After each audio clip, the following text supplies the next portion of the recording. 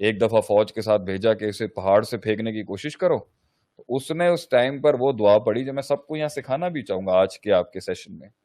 جب وہ پہنچا اس نے ایسی دعا کی، آپ اگر یہ پڑھ دیں گے تو بڑے سے بڑے طوفان بھی مسلمانوں کے اوپر ٹل سکتے ہیں. اللہم اکفنیہم بما شئت، اے اللہ تو کافی ہو جا جتنا تیرے مطابق ہے، جو تو چاہتا ہے. جب اس نے اللہ پر بات رکھ دی، جیسے حسبنا اللہ و نعم الوکیل وہاں پر ابراہیم علیہ السلام نے کیا تھا، تو وہ آگ ٹھنڈی ہو گئی، یہاں پر پہاڑ ہلا، فوج مر گئی ساری، یہ واپس آ گیا.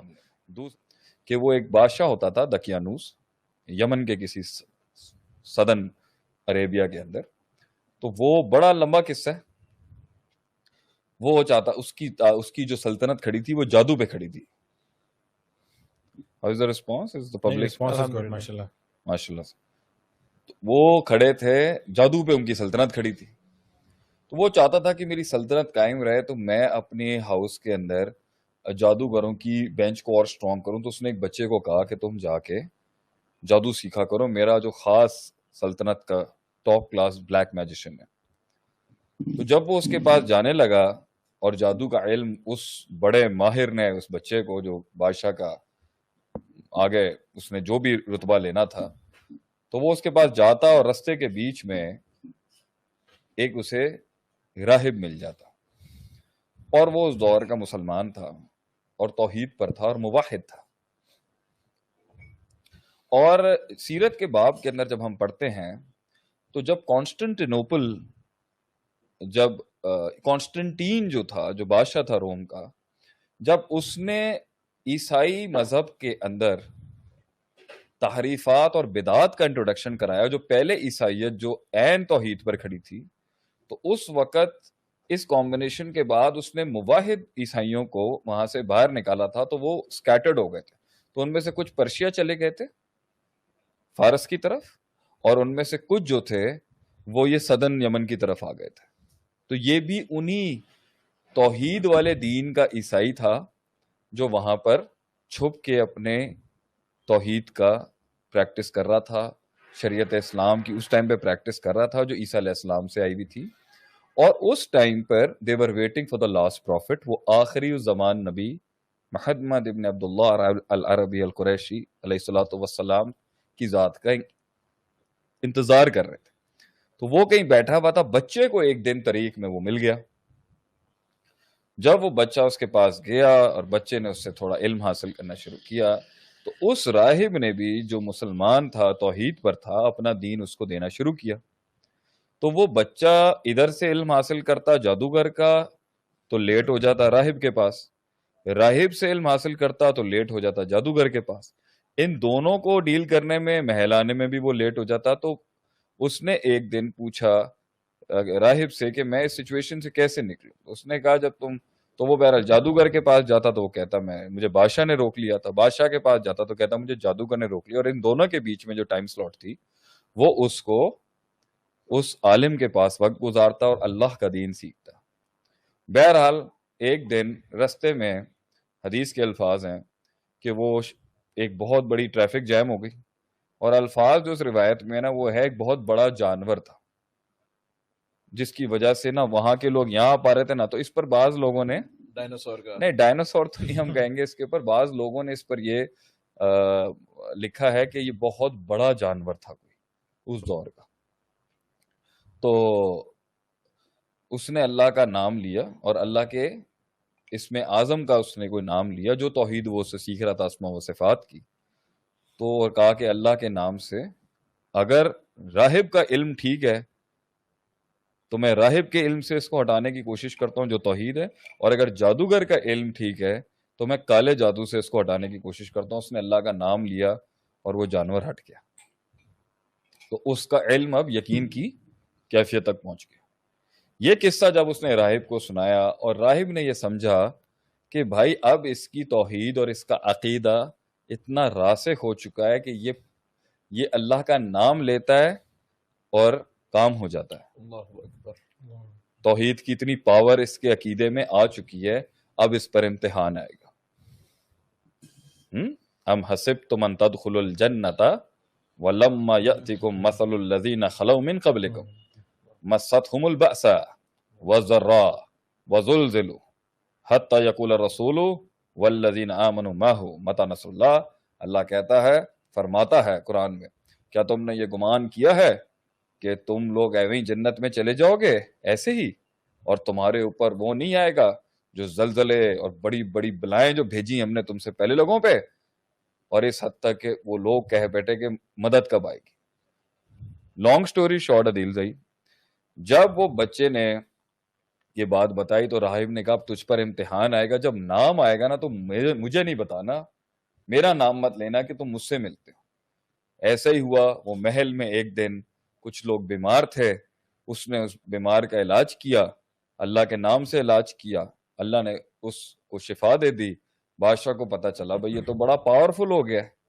تو بادشاہ نے اس بچے سے جب بات کی تو پتا چلا، اس کے منہ سے نکل گیا کہ یہ تو بادشاہ نے کہا کہ تیرے اس کالے جادو کی وجہ سے بڑی ترقیاں ہو رہی ہیں تیری. اس نے کہا نہیں نہیں، میرے کالے جادو کی وجہ سے نہیں، میں نے یہ صحیح کیا، یہ اللہ کی مدد سے، اللہ کے حکم سے اور اللہ کے علم سے ہوا ہے.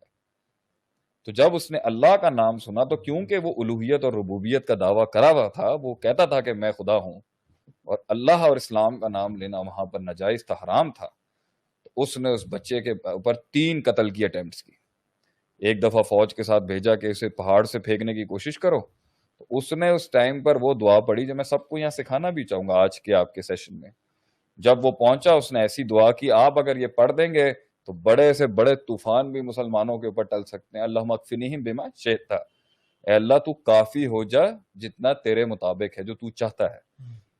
جب اس نے اللہ پر بات رکھ دی، جیسے حسبنا اللہ و نعم الوکیل وہاں پر ابراہیم علیہ السلام نے کیا تھا، تو وہ آگ ٹھنڈی ہو گئی، یہاں پر پہاڑ ہلا، فوج مر گئی ساری، یہ واپس آ گیا. دوسرا وفد بھیجا، دوسرے وفد کے اندر وہ سمندر میں لے کے گئے اس کو ڈبانے کے لیے. جب وہ پانی کی کشتی میں گئے اس نے پھر یہ دعا پڑھ دی، اللہم اکفنیہم بما شئت، اللہ تو کافی ہو جا جتنا تو چاہتا ہے، جتنا تیرے لائق ہے، جتنی تیری شان ہے. پانی میں تو گیا نہیں آئی، سب مر گئے، وہ پھر واپس آ گیا. تو جب اس بچے کو نہ مار سکا وہ بادشاہ، اور اتنا ڈیسپریٹ ہوا اور ولنریبل ہوا، اور اب اس کا عقیدہ بھی ٹوٹ گیا اور اس کا یقین بھی ٹوٹ گیا، تو اس نے ڈیسپریشن میں بچے نے کہا میں تجھے بتا سکتا ہوں تو نے مجھے کیسے مارنا ہے، لیکن شرط یہ ہے کہ ایک میدان کے اندر تو یہ کام کرے گا، اور اس پہاڑ اور اس درخت کے نیچے یا ٹیلے کے اوپر میں جہاں پر بھی ہوں گا وہاں پر میں کھڑا ہو جاؤں گا، اور ساری قوم کو تو نے بلانا ہے، میں تجھے میرے قتل کا فارمولا دے دوں گا. ساری قوم آ گئی وہاں پر، وہ ساری قوم جس میں اللہ کا نام لینا جرم تھا، جہاں اس نے اپنے اللہ ہونے کا دعویٰ کیا ہوا تھا. تو اس نے یہاں پر اس کو بتایا کہ اب جب سب آ گئے تو اس نے کہا کہ اب تو نے یہ کلمات پڑھنے، بِاسْمِ رب ھذا الغلام، یا کما قال النبی صلی اللہ علیہ وسلم، کہ میں اس غلام کے، اس بچے کے رب کے نام سے تجھ پہ تیر چلاتا ہوں. تو جب دقیانوس کے اپنے منہ سے اللہ کا نام نکلا، تیر نکلا اور وہ بچہ شہید ہو گیا، اس کی کنپٹی پہ لگا، تو قوم نے دیکھا کہ اصل رب تو اللہ ہے، یہ نہیں ہے. پوری قوم مسلمان ہو گئی. اللہ اکبر کبیرہ. جب پوری قوم توحید پر آئی اور شرک کو چھوڑ گئی تو اس نے دیکھا یہ تو گیم ہی الٹی ہو گئی، یہ تو اپنی شہادت دے کے پوری قوم کو دین حق پر لے آیا. تو اس نے ٹرینچز کھدوائیں، حدود، سورہ بروج اس لیے نازل ہوئی تھی، اس نے ٹرینچز اور ڈچز کھدوائیں، اور یہ مشہور ترین واقعہ ہے جو عرب میں بڑا معروف رہا، اور اللہ نے قرآن میں بھی اسے نازل کیا. تو اس نے ان ڈچز میں آگ جلوائی، اور اس نے سب کو کہا اگر تم نے اسلام کو نہیں چھوڑا تو میں تمہیں زندہ جلا دوں گا. سب کے سب ایک ایک کر کے ان ٹرینچز میں اترتے گئے، وہ جلاتا گیا، مسلمان جلتے گئے، بھنتے گئے، جلستے گئے اور شہید ہوتے گئے. ایک عورت اس ٹائم پر آخری وقت اپنے بچے کے ساتھ چھلانگ لگانے سے پہلے تھوڑی سی پریشان ہوئی. تو کہتے ہیں نا 3 بچے معجزے کے طور پر بولے تھے، ایک عیسیٰ علیہ السلام، دوسرا یہ بچہ، اور تیسرا ایک اور بچہ ہے حدیث میں آتا ہے، جنہوں نے اس وقت معجزے کے طور پہ بولا تھا جب کوئی نہیں بول سکا تھا. تو موسیٰ علیہ السلام تھے، عیسیٰ علیہ السلام تھے؟ عیسیٰ علیہ السلام تھے. تو اس بچے نے اپنی ماں کو کہا گھبرا نہیں، تو حق پر ہے. تو وہ بھی گئی اور وہ شہید ہو گئے. سارے کے سارے، اب آپ کے سوال کا جواب جو اتنی بڑی کہانی کے بعد آ رہا ہے وہ ہے، سارے مسلمان فوت ہو گئے، سارے مسلمان شہید ہو گئے، سلطنت دقیانوس کی قائم رہی، دشمن جو اس کے دشمن تھے مسلمان جن کو وہ اپنا دشمن سمجھتا تھا وہ صفحہ ہستی سے ختم ہو گئے، مال بھی ختم، دولت بھی ختم، رتبہ بھی ختم، زندگیاں بھی چلی گئیں، اولادیں بھی جل گئیں، زندگی کا عیش ہی ختم ہو گیا، موت آ گئی، جوانیوں میں لوگ مر گئے۔ تو آج کے آپ کے سوال کے مطابق کہ کیا جو لوگ دنیا میں کام نہیں بنا سکے، نام نہیں بنا سکے، پیسہ نہیں بنا سکے، رتبہ نہیں بنا سکے، مقام نہیں بنا سکے، کیا وہ ناکامیاب ہیں؟ اللہ نے یہاں پر پوری قوم جھلس کے جل گئی اور شہید ہو گئی، تو تب یہ الفاظ بولے ذالک الفوز الکبیر، ذالک الفوز الکبیر، it is just not a success, indeed it's a great success، کیونکہ ان کے جسم، یہ جسمانی دنیا جل گئی مگر ان کا نظریہ امر ہو گیا، ان کا نظریہ زندہ رہ گیا۔ تو اگر آپ کی آئیڈیالوجی اور آپ کی سوچ زندہ رہ جائے، آپ کا عقیدہ کمپرومائز نہ ہو، آپ کا منہج کمپرومائز نہ ہو، اور جسم اور یہ دنیا چھن جاتی ہے، اللہ اس فزیولوجیکل سٹیٹ کی نہ اٹینمنٹ ہونے کو بھی ذالک الفوز الکبیر کہتے ہیں۔ تو نقطہ یہ ہے کہ اگر بہت نام بنایا، مقام بنایا، پیسہ بنایا، شہرت آئی، دولت آئی، بچے آئے، سوشل کانٹیکٹس آئے، تعلقات آئے، پاور آئی، مگر رب نہیں تھا تو یہ خسارہ ہے۔ اور اگر پیسہ ہے، دولت ہے، نام ہے، شہرت ہے، طاقت ہے، اثر رسوخ ہے، بسطۃ فی العلم والجسم کے تحت، یہ بھی زبردست چیز ہے کہ دین بھی ہے اور دنیا کے اوپر بھی اس کو عبور ہے، اور تو یہ بھی کامیابی ہے کہ دین بھی راسخ ہے اور دنیا بھی اس کی سٹرونگ ہے۔ اب دنیا نہیں ہے اور ناکامیابی لوگوں کے مطابق کہی جا رہی ہے، لیکن دنیا کے اندر زیادہ نہیں بنا سکا، کوشش کے باوجود نہیں بنا سکا، مگر اس کے دین کے پرنسپلز آج بھی کھڑے ہیں جیسے تھے، ذالک الفوز الکبیر۔ اور چوتھی کیٹیگری وہ ہے جو اپنی ہٹ درمی کی وجہ سے، لیزینس کی وجہ سے، پروکیسٹینیشن کی وجہ سے، اور کاہلی کی وجہ سے، اور سستی کی وجہ سے نہ آخرت بنا سکا اور نہ دنیا بنا سکا۔ اسے تو ہم مذموم کہیں گے نا، کیونکہ حدیث کے الفاظ ہیں، بات ذرا لمبی ہو گئی ہے کہ ماشاءاللہ لوگ کہہ رہے ہیں زبردست، آپ نے تین قسم کی زمینیں ہوتی ہیں۔ ایک زمین وہ ہوتی ہے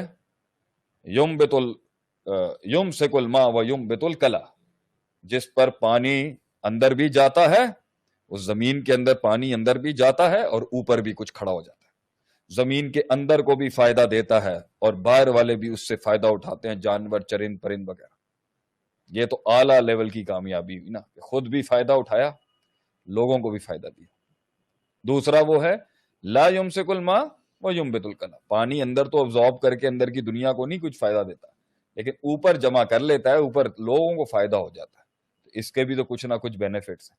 مگر تیسرا ہے القیان، لا یمسک الماء ولا ینبت الکلا، نہ خود کو کچھ فائدہ دیا، نہ مخلوق کو کچھ فائدہ دیا، نہ خود کے لیے پروڈکٹیو رہا، نہ کسی اور کے لیے پروڈکٹیو رہا، نہ خود کے لیے ریمائنڈر بن سکا، نہ لوگوں کے لیے ریمائنڈر بن سکا، نہ خود کے لیے جنت کما سکا، نہ لوگوں کو جنت کما کے دے سکا۔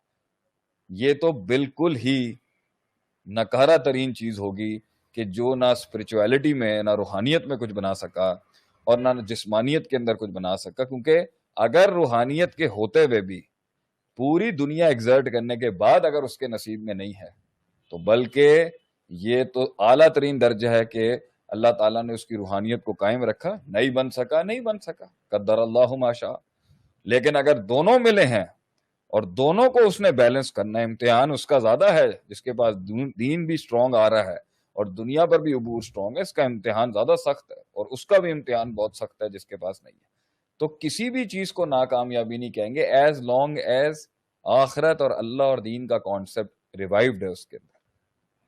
لیکن لا الہ الا اللہ کمپرومائزڈ ہے، دین کا علم بالکل نہیں ہے، جہاد کے اندر اسلام کے لیے کوئی محنت کا تقاضا نہیں ہے اور کوئی کانسیپٹ نہیں ہے، اور قرآن حدیث سے کوئی تمسک نہیں ہے، امت کے لیے کچھ کرنے کا درد نہیں ہے, اسلام کو ریوائیو کرنے کی کوئی سوچ نہیں ہے, اور اس کو مائنس کر کے اگر آپ نے بزنس کرنا ہے, نام کمانا ہے, شہرت کمانا ہے, دولت کمانا ہے, تو according to the law of diminishing marginal utility جو ہم 10 سال پہلے پڑھاتے تھے, the more you will consume the lesser the utility will get. ایک دن آپ اس دنیا سے بور ہو جائیں گے. اور اس لیے جنہوں نے اس دنیا کو اللہ اور آخرت کو مائنس کر کے کامیابی سمجھا ہے, ڈپریشن اور سیوسائڈ کے علاوہ ان کے پاس کوئی رستہ نہیں بچے گا, کیونکہ یہ دنیا میں اتنی صفت نہیں ہے کہ وہ ایک انسان کو پورا کر سکے, کیونکہ تلذذ بالنفس جو ہے نا, وہ روحانیت کے ساتھ اور اللہ کے ساتھ وہ تلذذ جو حاصل ہوتا ہے, جو لذت حاصل ہوتی ہے, وہ یہ دنیا دے نہیں سکتی.